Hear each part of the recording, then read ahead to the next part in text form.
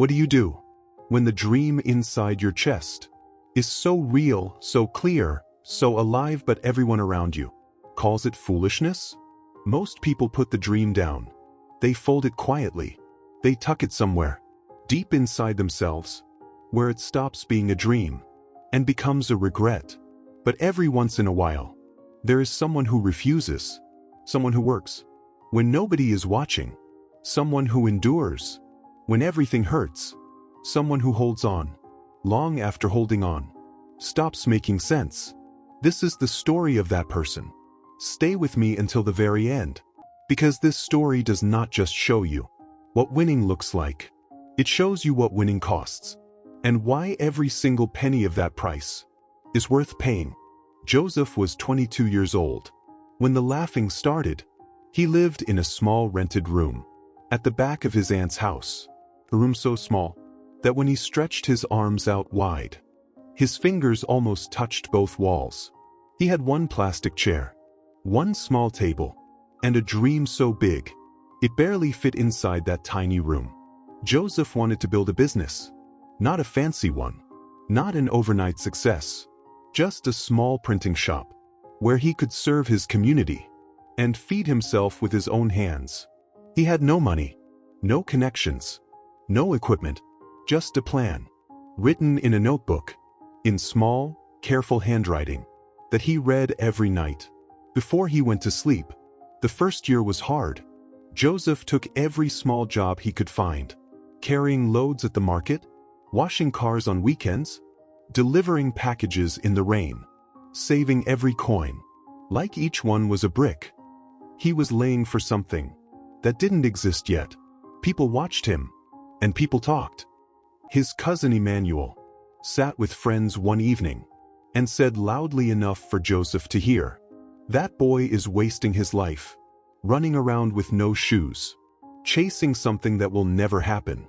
Some people are just not made for success." The friends laughed. Joseph heard every word. He went back to his small room, sat on his plastic chair, opened his notebook, read his plan, and went to sleep. He did not cry. He did not argue. He simply kept going. The second year was harder. He saved enough to rent a tiny space at the corner of a market. No equipment yet, just a table and a sign that said, "Joseph's print coming soon." People walked past and laughed. "Coming soon," a market woman said. "That empty table has been coming soon for 3 months." More laughter. Joseph smiled politely, went home, read his plan, kept going. The third year nearly broke him. A flood destroyed the market corner. Everything he had set up, gone in one night of rain. He sat in his small room and stared at the wet notebook. On the table in front of him, the ink had run. Some of the words were gone. He sat there for a very long time. Then he found a pen and rewrote every word from memory, because he had read that plan that lived inside him now. Rain or no rain, flood or no flood. In the fourth year, something small happened. That changed everything. A school near the market needed 500 copies of an exam paper printed urgently. Their usual printer had failed them. Someone remembered Joseph. "That young man at the corner, doesn't he do printing?" Joseph had just enough saved to rent a machine for one day. He worked through the night, delivered every copy before sunrise. The school paid him, told their friends told their friends, and quietly, the way rivers start, from a single small spring, the work began to flow. 2 years later, Joseph opened the door of his own printing shop. Not a big shop, not a famous one, but his, fully his, built from 6 years of early mornings, wet notebooks, empty stomachs, and a dream he refused to put down, no matter how many times the world told him to. His mother stood at the door and wept without shame. His aunt, in whose back room he had stretched his arms and almost touched both walls, held his face in her hands and said, "I always knew. I always knew." Even Emmanuel came, stood at the back of the small crowd, said nothing, but Joseph saw him and simply nodded. No anger, No triumph. Just a young man who had learned something that cannot be taught in any classroom. That endurance is not the absence of pain. It is the decision to keep moving in spite of it. Joseph's story teaches us three things we must carry from today. 1. The dream does not die unless you put it down. Floods came. Laughter came. Empty pockets and wet notebooks came. But Joseph never put the dream down. And a dream that is never put down cannot be taken away. Not by people. Not by circumstances. Not by time. 2. Silence is the most powerful response to doubt. Joseph never argued with Emmanuel. Never tried to prove himself with words. He let the work speak. And when the work finally spoke, it said everything that needed to be said.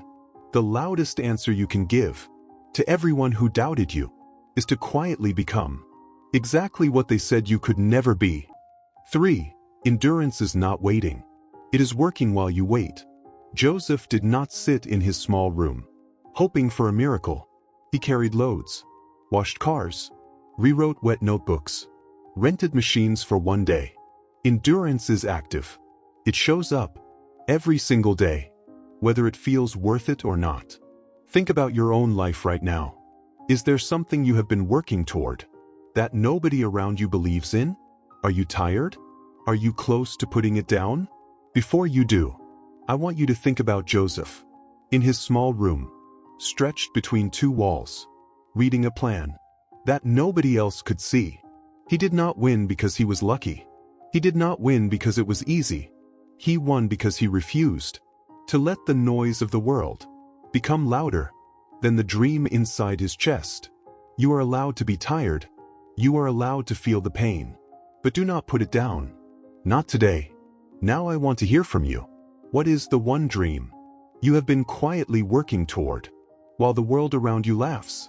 Tell me in the comments. Say it out loud. Make it real. Because the moment you say it, it stops being a secret and starts being a commitment.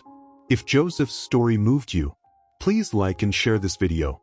Someone in your life needs to hear this today. The quiet one, the working one, the one nobody is watching yet. Subscribe to Story by Aribs for stories that don't just inspire you. They remind you, you are closer than you think. Until next time, endure the pain, protect the dream, and keep moving forward in life.